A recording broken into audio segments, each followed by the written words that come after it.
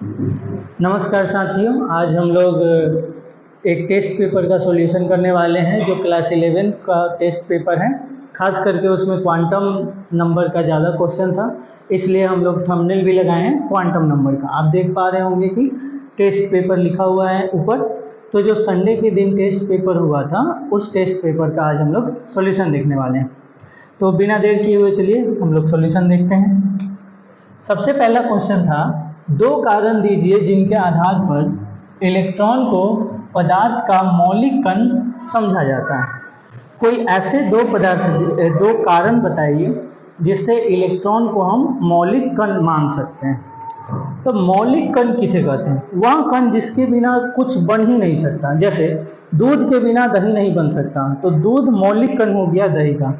उसी तरह से चावल के बिना भात नहीं बन सकता है, तो चावल उसका मौलिक कण हो गया। उसी तरह से जो परमाणु है, जो परमाणु होता है, क्या आप परमाणु को बिना प्रोटॉन, बिना न्यूट्रॉन और बिना इलेक्ट्रॉन के आप बना सकते हैं?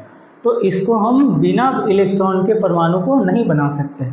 या फिर अगर कोई परमाणु बिना इलेक्ट्रॉन का नहीं बन सकता है और जो पदार्थ होता है, पदार्थ बनता है परमाणु से, पदार्थ बनता है परमाणु से। तो जब पदार्थों का इकाई परमाणु हुआ, पदार्थों का मौलिक कण परमाणु हुआ, जो पदार्थ है वो बिना परमाणु का नहीं बन सकता है, तो परमाणु भी तो बिना इलेक्ट्रॉन का नहीं बन सकता है। तो इसलिए बताया गया है कि जो इलेक्ट्रॉन है वो पदार्थ का क्या है? आधार है। क्योंकि अगर परमाणु ही नहीं बनेगा तो फिर पदार्थ कैसे बनेगा? तो इसलिए जो इलेक्ट्रॉन है वो पदार्थों के मौलिक कण है।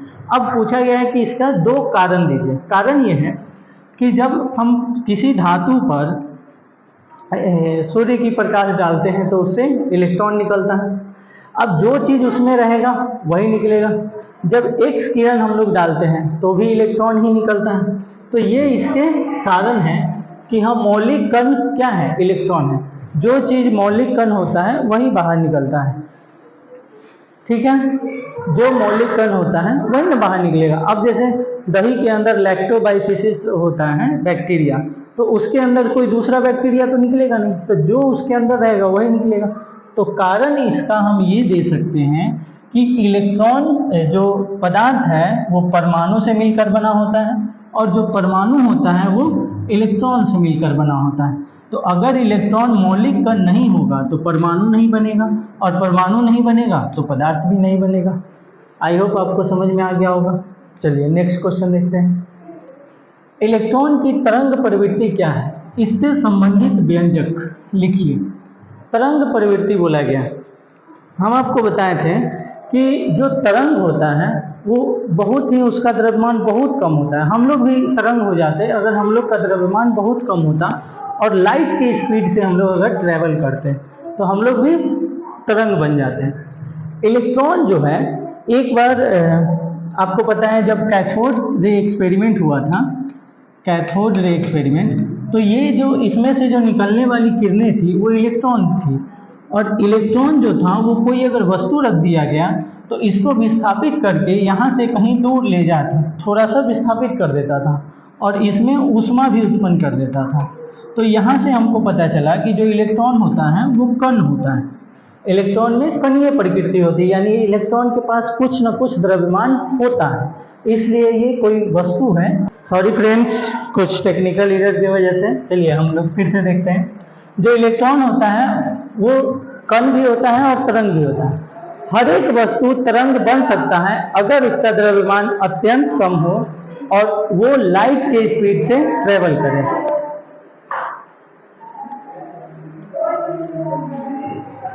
बोल क्या होता है एक बार? और वो लाइट इधर से और वो लाइट के स्पीड से ट्रेवल करे तो वो तरंग बन सकता है। लेकिन हम लोग का द्रव्यमान अधिक होने की वजह से और हम लोग लाइट के स्पीड से ट्रेवल नहीं कर सकते हैं, इसलिए हम लोग तरंग नहीं बन पाते। लेकिन इलेक्ट्रॉन जो है, कैथोड रे से जो इलेक्ट्रॉन निकला था वो किसी ऑब्जेक्ट को अगर बीच में रख दिया जाता था तो उसमें ऊष्मा भी उत्पन्न करता था और उस ऑब्जेक्ट को थोड़ा दूर खिसका भी देता था। इससे यह पता चला कि उसके अंदर कण होता है, वो कण वाली प्रकृति होती है। और जो कणीय प्रकृति होती है वो इलेक्ट्रॉन के पास होती है। दूसरा क्या हुआ कि जब किसी मेटल के ऊपर सूर्य की प्रकाश डाली गई तो यहाँ से इलेक्ट्रॉन निकला, तो सूर्य के प्रकाश डालने पर यहाँ से क्या निकला, इलेक्ट्रॉन निकला, और इसकी गति जो थी वो भी लाइट के जितनी गति ही थी। तो यहाँ से यह पता चला कि जो इलेक्ट्रॉन होता है वो कैसा होता है, तरंग होता है। और ये जो इलेक्ट्रॉन है, आपको पता है कि जो तरंग होता है वो सीधा ना चल के ऐसे चलता है, और इलेक्ट्रॉन की गति भी जब हुई तो वो भी इस तरह से हुआ, उसका आयाम पता चला, उसका क्रस्ट पता चला, जिससे यह पता चला कि इलेक्ट्रॉन भी क्या है, तरंग है। चलो नेक्स्ट क्वेश्चन देखते हैं। इलेक्ट्रॉन के द्वितीय प्रकृति से आप क्या समझते हैं? इलेक्ट्रॉन का द्वितीय प्रकृति से आप क्या समझते हैं, डबल नेचर से आप क्या समझते हैं? तो जो इलेक्ट्रॉन है वो तरंग भी है और कण भी है, तरंग और कण दोनों हैं। अब ये दोनों से आप क्या समझते हैं ये बताइए। तरंग भी है और कण भी है। आप देखते होंगे कि आजकल के जो लोग हैं उनका भी दो फेस होता है, दो चेहरे होते हैं, कि आपके सामने कुछ और किसी दूसरे के सामने कुछ और। तो सेम इलेक्ट्रॉन का भी वही कहानी है। वो जो तरंग है जब वो मेटल से निकलता है, किसी धातु से वो निकलता है तो तरंग बन जाता है, और जब उसको परमाणु से निकाला जाता है, जैसे कोई अधातु परमाणु से निकाला जाता है, तो वो कण वाली प्रकृति होती है। जब कण का जरूरत पड़ता है तो कण की तरह कार्य करता है, जब तरंग का जरूरत पड़ता है तो तरंग की तरह कार्य करता है। जैसे अगर कोई ये पेन है, ये भी किसी न किसी परमाणु से मिलकर बना होगा, और इसके अंदर भी कुछ न कुछ इलेक्ट्रॉन होंगे, तो इसके अंदर जो इलेक्ट्रॉन होगा वो कण होगा। लेकिन अभी यहाँ लाइट जल रहा है, ये बोर्ड चल रहा है, तो इसके अंदर जो करंट आ रहा होगा वो भी इलेक्ट्रॉन के माध्यम से ही आ रहा होगा, तो वो इलेक्ट्रॉन तरंग होगा। तो इलेक्ट्रॉन के द्वितीय प्रकृति से हम ये समझते हैं कि जहाँ इलेक्ट्रॉन का जिस प्रकार का जरूरत होता है वो वहाँ उस तरह का व्यवहार करता है, कहीं कण का व्यवहार करेगा, कहीं तरंग का व्यवहार करेगा। आई होप क्लियर हो गया होगा। चलिए नेक्स्ट क्वेश्चन देखते हैं। इलेक्ट्रॉन को ऋणात्मक आवेश की इकाई क्यों माना जाता है? इलेक्ट्रॉन को ऋणात्मक आवेश की इकाई क्यों माना जाता है? क्योंकि जो विद्युत धारा होता है, वो धारा जो होता है वो इलेक्ट्रॉन ही होता है। जो वायर होता है उसके अंदर इलेक्ट्रॉन होता है। जो विद्युत धारा हम लोग का चलता है, एक जगह से दूसरी जगह जाता है, वो इलेक्ट्रॉन ही होता है। वो क्या होता है, इस सब में इलेक्ट्रॉन होता है, ये सब इलेक्ट्रॉन होता है, और यही धारा के रूप में चलता है, और हम लोग को करंट लग जाता है। तो जो करंट होता है वो इलेक्ट्रॉन ही होता है।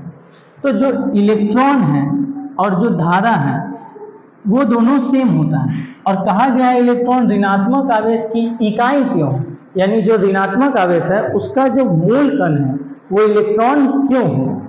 क्योंकि जो धारा है, जो ऋणात्मक आवेश है, क्या है, ऋणात्मक आवेश है, जो ये वाला जो ऋणात्मक आवेश है वो किससे मिलकर बना है? तो बहुत सारे इलेक्ट्रॉन से मिलकर बना है। तो बहुत सारे इलेक्ट्रॉन से मिलकर बना है, तो इकाई क्या हो जाएगा? इलेक्ट्रॉन ही होगा। बहुत सारे इलेक्ट्रॉन से मिलकर बना है, इसका मतलब उसकी इकाई इलेक्ट्रॉन है। जैसे दीवार जो होता है वो बहुत सारे ईंटों से मिलकर बना होता है, तो उसका इकाई एक ईंट होता है। उस तरह से जो ऋणात्मक आवेश होता है वो बहुत सारे इलेक्ट्रॉन से मिलकर बने होते हैं, तो इसलिए उसका इकाई क्या हो जाएगा? इलेक्ट्रॉन हो जाएगा। चलिए नेक्स्ट देखते हैं। द्रव्यमान संख्या तथा परमाणु भार में संबंध स्पष्ट कीजिए। देखिए, द्रव्यमान संख्या और परमाणु भार लगभग समान होता है। द्रव्यमान संख्या और परमाणु भार लगभग दोनों समान होता है, बस थोड़ा सा एक माइनर अंतर होता है, क्योंकि द्रव्यमान संख्या जो होता है वो प्रोटॉन और न्यूट्रॉनों की संख्या होती है।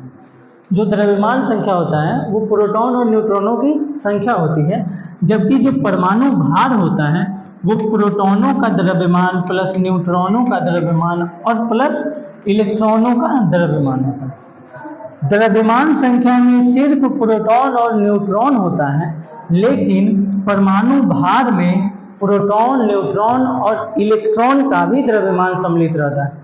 भले ही इलेक्ट्रॉन का द्रव्यमान बहुत कम होता है, लेकिन कुछ ना कुछ तो होता होगा।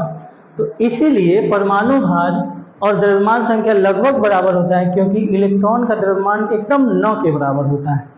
आई होप क्लियर हो गया होगा, दोनों में संबंध लगभग बराबर का होता है।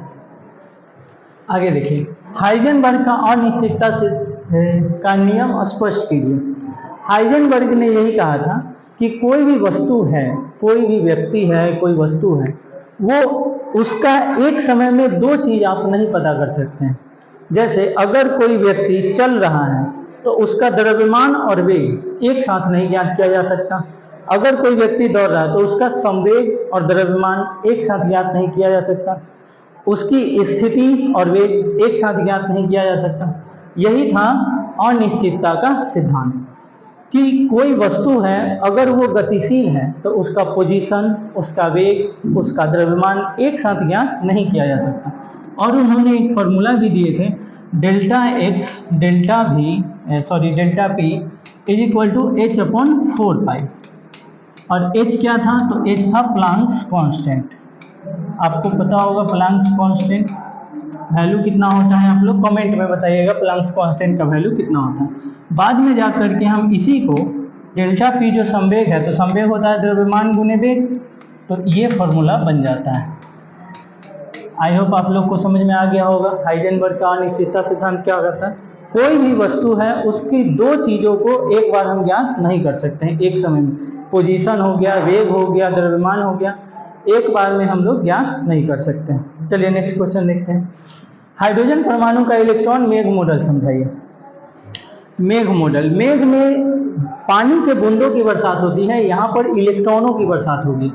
मेघ जब होता है तो पानी के बूंद एक जगह इकट्ठा होता है, यहाँ पर इलेक्ट्रॉन एक जगह इकट्ठा होगा। आधुनिक मान्यता के अनुसार जो परमाणु है, जैसे ये हो गया नाभिक और ये उसकी पहली कक्षा, तो आधुनिक मान्यता के अनुसार क्या है कि ये इलेक्ट्रॉन जो है वो सिर्फ कक्षा में नहीं है। इलेक्ट्रॉन सिर्फ कक्षा में नहीं है, इलेक्ट्रॉन ये सब इलेक्ट्रॉन है इस प्रकार का एक क्लाउड बनाता है, इस प्रकार का एक क्या बनाता है, क्लाउड बनाता है। और फिर अगर दूसरा कक्षा है तो ये भी एक इस प्रकार का क्लाउड बनाता है, न कि इसमें कुछ इलेक्ट्रॉन होते हैं। ये एक प्रकार का मेघ की तरह, बादल की तरह इलेक्ट्रॉनों का एक जमाव होता है, इसलिए इसी को बोला जाता है इलेक्ट्रॉन मेघ मॉडल। और इसी को समझाना था। आधुनिक मान्यता के अनुसार जो परमाणु के अंदर जो कक्षा होता है वो कक्षा नहीं होता है, एक इलेक्ट्रॉन का एक बहुत बड़ा समूह होता है जो बादल के टाइप का होता है, इसीलिए इसे इलेक्ट्रॉन मेघ मॉडल कहता है। ठीक है, आगे देखते हैं। कोश एवं उपकोश क्या है? तो कक्षा जो परमाणु होता है उसकी नाभिक से इलेक्ट्रॉन की दूरी और इलेक्ट्रॉन जहाँ चक्कर लगाता है उसको बोलते हैं कोश। और कोश के अंदर होता है उपकोश, SPDF इस नाम का उपकोश होता है। आप ऐसे भी कह सकते हैं कि जो मुख्य क्वांटम नंबर है वो कोश को बताता है, और जो द्विगंशीय या एजीमुथल क्वांटम संख्या है वो उपकोश को बताता है। उपकोश S होता है, P होता है, D होता है और 1 होता है। इसके लिए क्वांटम संख्या 0, इसके लिए 1, इसके लिए 2, इसके लिए 3। ठीक है, तो कोश क्या है, उपकोश क्या है, आपको क्लियर हो गया होगा। आगे देखते हैं। कक्षक किसे कहते हैं? एक कक्षक में अधिकतम कितने इलेक्ट्रॉन रह सकते हैं, आइए बताते हैं। ये देखिए, कक्षक जो होता है वो उप कक्षा या उपकोश के अंदर होता है। उप कक्षा या उपकोश, इसके अंदर पाया जाता है कक्षक। उप कक्षा या उपकोश के अंदर पाया जाता है कक्षक।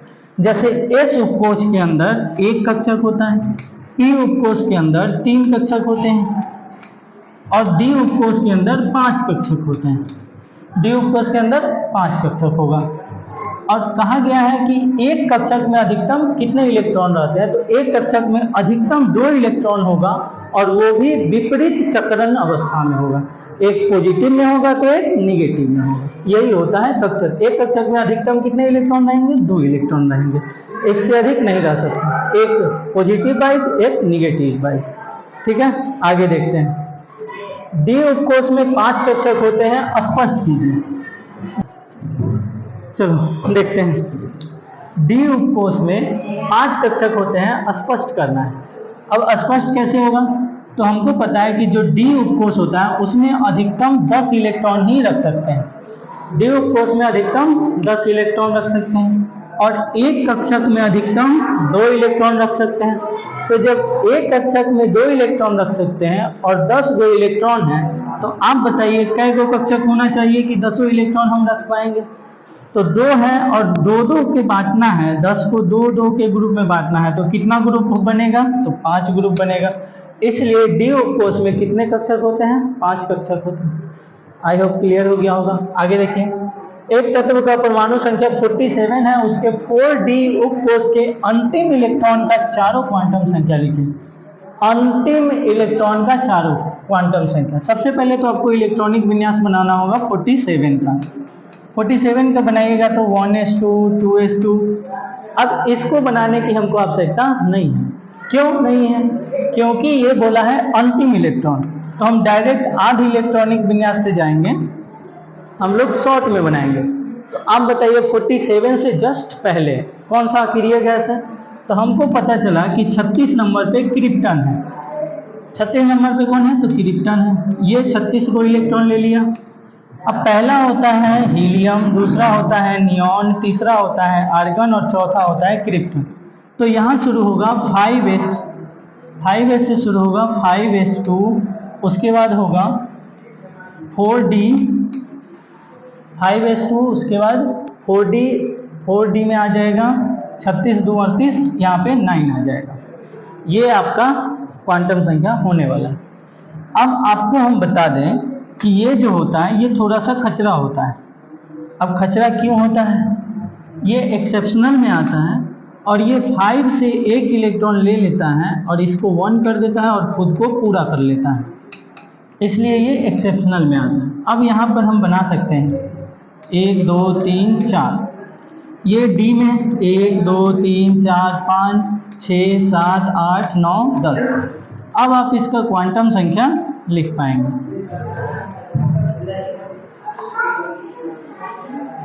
अब आप इसका क्वांटम संख्या लिख सकते हैं। क्वांटम संख्या कैसे लिखेंगे? तो सबसे पहले मुख्य क्वांटम संख्या किस कक्षा में है? तो चौथी कक्षा में है। उसके बाद एजीमुथल क्वांटम संख्या यानी कि डी है, तो डी के लिए कितना होता है अभी बताएं? S P D F. S के लिए 0, पी के लिए 1, डी के लिए 2, एफ के लिए 3। तो डी के लिए 2 हो जाएगा।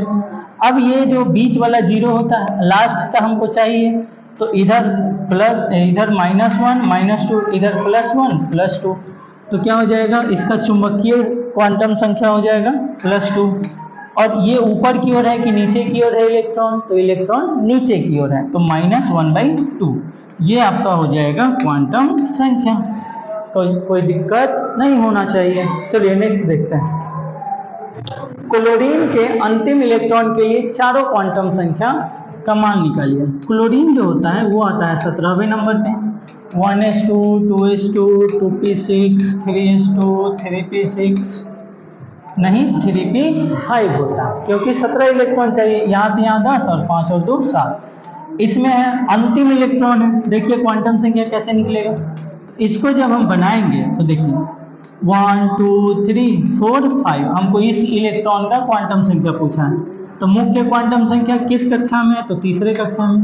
P के लिए कितना होता है? तो 2 नहीं 1 होता है। S के लिए 0, P के लिए 1 और 2 के लिए D होता है। आगे देखिए,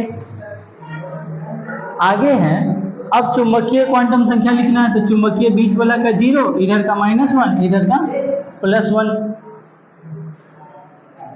कौन है कौन?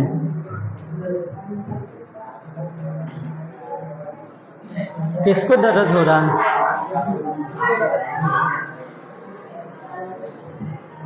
इसके बीच वाले के लिए 0 होता है, तो बीच वाले के लिए 0 होता है तो 0 लिख देंगे। और ये इलेक्ट्रॉन नीचे की ओर है तो -1/2। ये हो जाएगा आपका आंसर, क्वांटम संख्या। कोई दिक्कत नहीं होना चाहिए। चलिए नेक्स्ट क्वेश्चन देखते हैं। एक तत्व परमाणु क्रमांक जिसका कितना है 21 है के अंतिम डाले गए इलेक्ट्रॉन के लिए चारों क्वांटम संख्याओं का मान ज्ञात कीजिए। इसमें भी अंतिम इलेक्ट्रॉन के लिए निकालना है।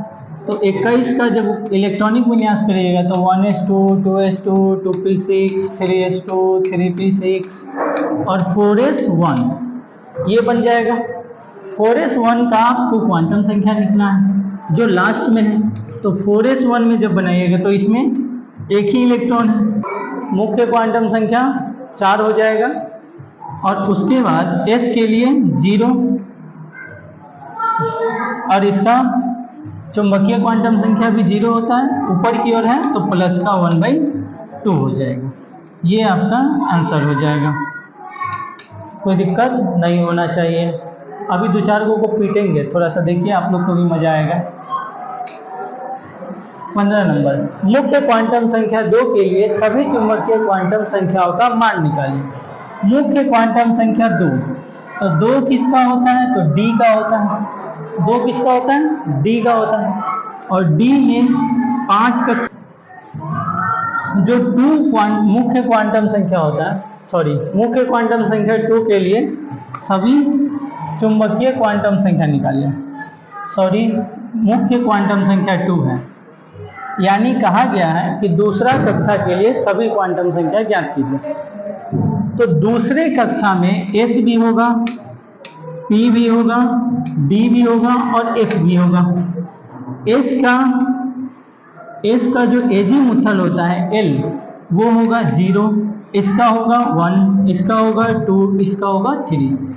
जब हम क्वांटम संख्या, मैग्नेटिक क्वांटम संख्या की बात करते हैं, तो इसका मैग्नेटिक क्वांटम संख्या आएगा 0। इसका जब बनाएंगे तो इसमें 3 होता है, बीच वाला 0, इधर वाला -1, इधर वाला +1। इसमें 5 गो, बीच वाला 0, इधर वाला +1 +2 और इधर -1 -2। और f में, f का नीचे बना देते हैं, f में होता है 7 गो, बीच वाला जो 1 2 3 4 5 6, एक और 7। बीच वाला जो होगा वो 0 होता है, इधर वाला +1 +2 +3 और इधर वाला -1 -2 -3।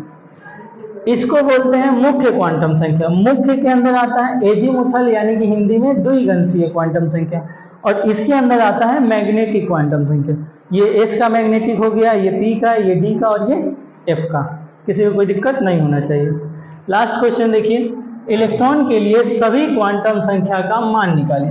दोस्त, यहाँ पे था 4d 8 इलेक्ट्रॉन, टाइपिंग एरर है। 4d 8 इलेक्ट्रॉन के लिए सभी क्वांटम संख्या का मान निकालिए। तो पहला जो मुख्य क्वांटम संख्या होगा वो 4 हो जाएगा। 4 के बाद d के लिए आ जाएगा 2। d का जो द्विगंशीय क्वांटम संख्या होता है वो 2 होता है।